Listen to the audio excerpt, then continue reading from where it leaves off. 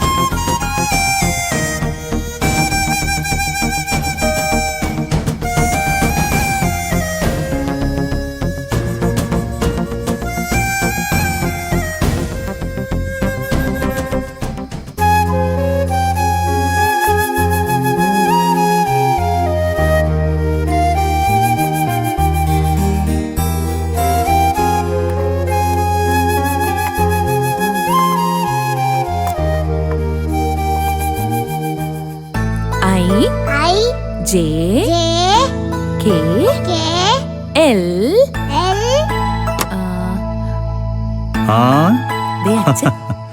എന്താ പരിപാടി? ഇന്ദ്രേട്ടനെന്ന് കുറച്ച് നേരത്തെയാണല്ലോ. ആഹാ, മോൻ ABCD പഠിച്ചോ? അതൊന്ന് പറഞ്ഞേ കേക്കട്ടെ.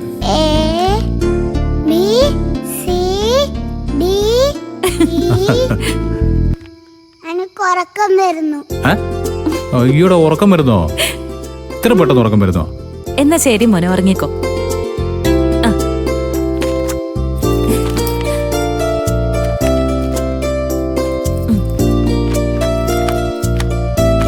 മോനെ ഉറങ്ങിക്കോട്ടോ.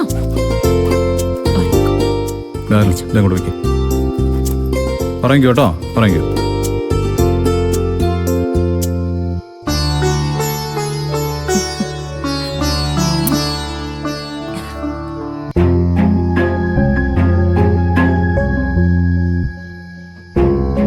ഇന്ദ്രേട്ടാ, എന്താ ഒരു വിഷമം പോലെ? ആ ഷോപ്പിൽ എന്തെങ്കിലും പ്രശ്നം? ഏയ്, ഷോപ്പിൽ പ്രശ്നമൊന്നുമില്ല. ഇവിടെ വന്നു കയറിയപ്പോൾ ഞാൻ കണ്ടത് ആ മനുഷ്യൻ ഇവിടെ ഉള്ളവരുടെ മുഴുവൻ ഡ്രസ്സും അയൺ ചെയ്യുന്നത്. ഇതൊക്കെ കാണേണ്ടി വരുന്നത് വല്ലാത്തൊരവസ്ഥയാണ്.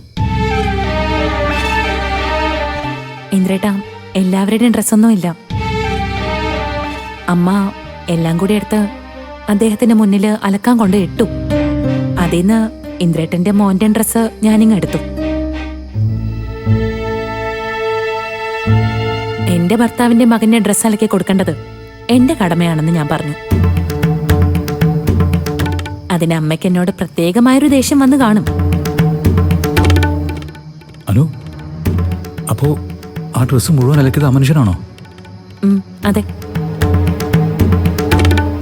ഞാൻ അദ്ദേഹത്തിന്റെ ഡ്രസ്സ് അന്ന് കൈകൊണ്ട് അലക്കി കൊടുത്തില്ലേ, അതിന്റെ പ്രതികാരമാ ഈ വീട്ടിലുള്ള എല്ലാവരുടെയും ഡ്രസ്സ് ആ പാവത്തിനെ കൊണ്ട് കല്ലിലിട്ട് അലക്കിപ്പിച്ചു.